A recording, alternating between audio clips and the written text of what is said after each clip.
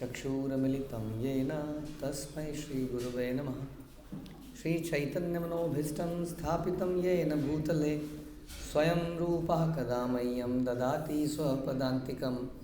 वन्देऽहं श्रीगुरौ श्रीयुतापदकमलं श्रीगुरून् वैष्णवांश्च श्रीरूपं साग्रजातं सहगण रघुनाथान्वितं तं सजीवं साद्वैतं सावधूतं परिजनसहितं कृष्ण चैतन्यदेवं श्रीराधाकृष्णपादान् सहगण ललिता श्रीविशाखान्वितांश्च। हे कृष्ण करुणा सिंधु दीनबंधु जगतपते गोपेश गोपिका कांत राधा कांत नमस्तुते। तप्त कांचन गौरांगी राधे वृंदावनेश्वरी विश्वभानुसुते देवी प्रणमामि हरिप्रिये। वाञ्छाकल्पतरुभ्यश्च कृपा सिन्धुभ्येव च पतितानां पावनेभ्यो वैष्णवेभ्यो नमो नमः। जय श्री कृष्ण चैतन्य प्रभु नित्यानंद श्री अद्वैत गदाधर शिवासादि गौर भक्तवृंद। हरे कृष्णा कृष्ण कृष्ण हरे हरे हरे राम राम राम हरे हरे। नमो विष्णुपादाय कृष्णप्रेष्ठाय भूतले श्रीमते भक्तिवेदांत स्वामिन्निति नामिने। नमस्ते सारस्वते देवे गौरवाणी प्रचारिणे निर्विशेष शून्यवादी पाश्चात्य देशकारिणे।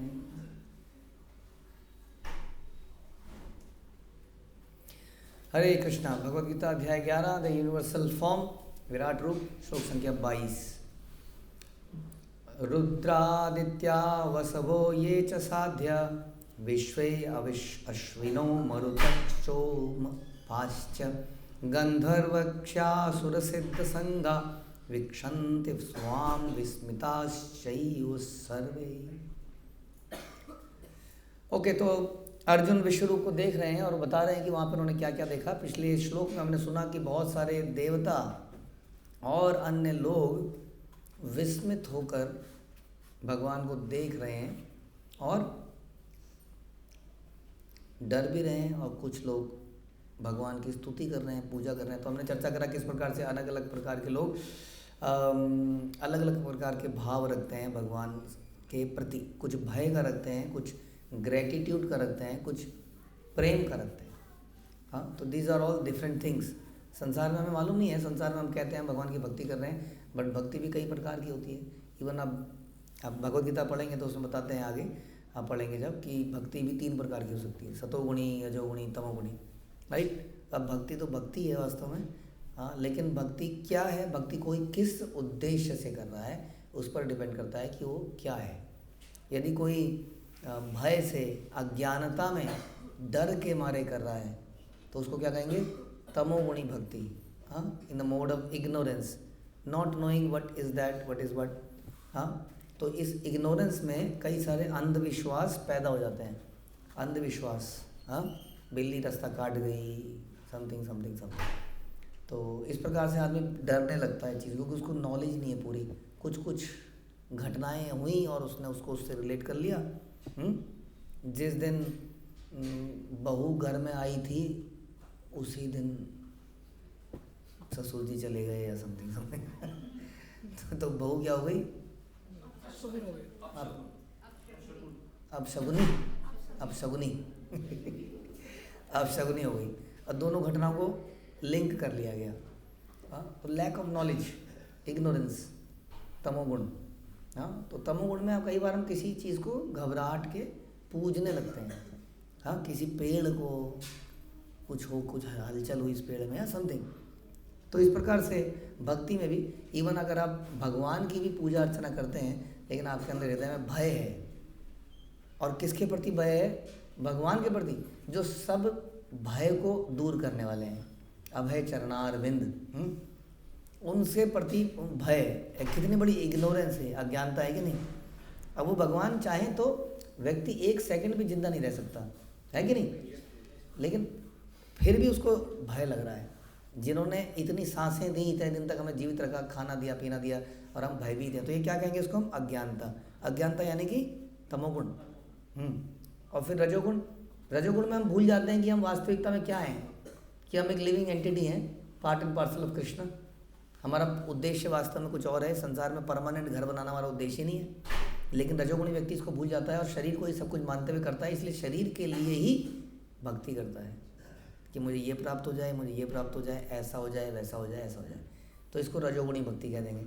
और फिर सतोगुणी भक्ति, जिसमें हम भक्ति का वास्तविक मतलब तो सतोगुणी भक्ति है, जिसमें हम वास्तव में अगर कुछ कर रहे हैं तो उसकी प्रसन्नता के लिए कर रहे हैं। जैसे आप किसी को कुछ उपहार दे रहे हो तो इसीलिए दे रहे हो कि उस व्यक्ति को अच्छा लगेगा। लेकिन दिवाली के दिनों में बहुत सारे उपहार बंटते हैं। क्यों बंटते हैं? वो एक प्रकार की घूस है, अपना फायदा होगा उसमें बाद में। वो तो रजोगुणी हो गया। इसलिए शुद्ध सतोगुण ही वास्तविकता में भक्ति कही जाएगी। तो इस प्रकार से अलग अलग लोगों के भाव हैं, तो अलग अलग लोग अलग अलग प्रकार के भाव से वहाँ पर खड़े हैं। कौन कौन खड़े हैं उसकी डिटेलिंग इस श्लोक में करी गई है, थोड़ी और डिटेलिंग। तो जो वैदिक शास्त्र हैं आप देखेंगे वो बहुत डिटेल्ड डिस्क्रिप्शन है हर चीज़ की, एज अगेंस्ट द अदर जो हम कई बार स्क्रिप्चर्स पढ़ते हैं जिसमें बहुत हाई लेवल डिस्कशंस हैं। हाँ, जैसे बाइबल में कई बार हम पढ़ते हैं let there be light and let there be universe and there was universe. बात तो बिल्कुल सही है, भगवान इसी प्रकार की इच्छा करते हैं और इच्छा पूरी होती है।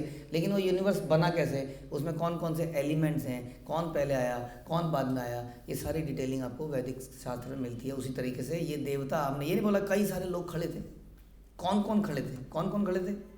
शिव के विविध रूप, रुद्र, 11 रुद्र मानते हैं ना हम लोग। तो ये रुद्र के अलग अलग रुद्र वहाँ पर सारे के सारे रुद्र खड़े हुए, अवेलेबल हुए। बड़ा स्पेशल था, समथिंग वेरी स्पेशल।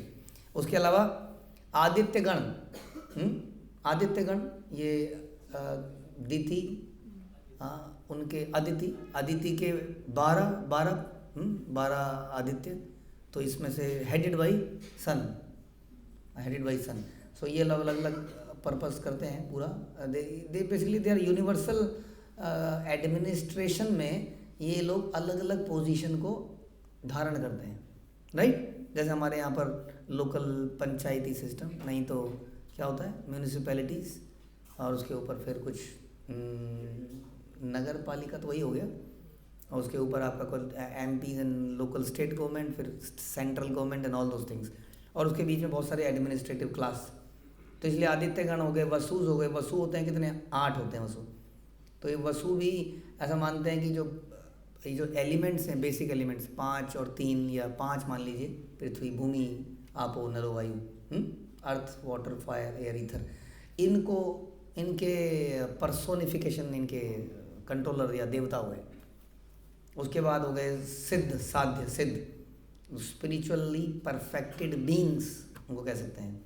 हाँ, उसके बाद विश्वदेव, दोनों अश्विनी कुमार, मरुदगण, पितृगण। अब मरुद कितने हैं? 49। अश्विनी कुमार दे 2 ब्रदर्स। और looking about the health and safety, समझ लीजिए हेल्थ एंड सेफ्टी डिपार्टमेंट। तो फिर पितृगण, और फिर गंधर्व, wonderful singers and musical department. हाँ, कला एंड संस्कृति मंत्री। फिर यक्ष, असुर, सिद्ध, सभी लोग वहाँ पर खड़े हैं। थोड़ी डिटेलिंग है कि देवताओं में भी केवल देवता शब्द नहीं है, देवताओं में भी अलग अलग डिपार्टमेंट्स हैं। कई बार कई लोग बहुत हल्के में कह लेते हैं कि ये सब माइथोलॉजी है। आप इसको पढ़ के तो देखिए एक बार, इतना मिथ आप क्रिएट करके दिखाइए जरा एक बार। हाँ, इतनी क्रिएटिविटी, इतनी डिटेलिंग। हाँ, मिथ करने में भी एक लिमिट है कि कितना मिथ, हाँ, है ना। और ऐसा मिथ कि एक ग्रंथ दूसरे ग्रंथ से बिल्कुल परफेक्टली टाई करता है, बताइए। और कितने ग्रंथ हैं? अब तो 18 पुराण, और एक एक पुराण। महाभारत में कितने श्लोक, भागवतम में कितने श्लोक, महाभारत में आई थिंक कितने 1 लाख। और कथा कहीं मैच करती है। वहाँ रामायण के श्लोक, रामायण की कथा से वहाँ यहाँ पर आगे कृष्ण लीला की कथाएं मैच कर जाती हैं। और जामवान वहाँ पे थे और जामवान यहाँ मिले या समथिंग।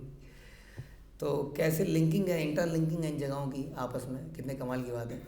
हम तो कई बार लोगों से कहते हैं कि कैसे व्यासदेव बद्रीनाथ से श्रीलंका को विजुअलाइज कर पाए होंगे, कि उन्होंने अपनी कहानी में एक मन गढ़ंत लिख दिया श्रीलंका, बाद में शायद किसी ने वो कहानी पढ़ के अपने देश का नाम कर दिया श्रीलंका। ऐसा कैसे हुआ होगा?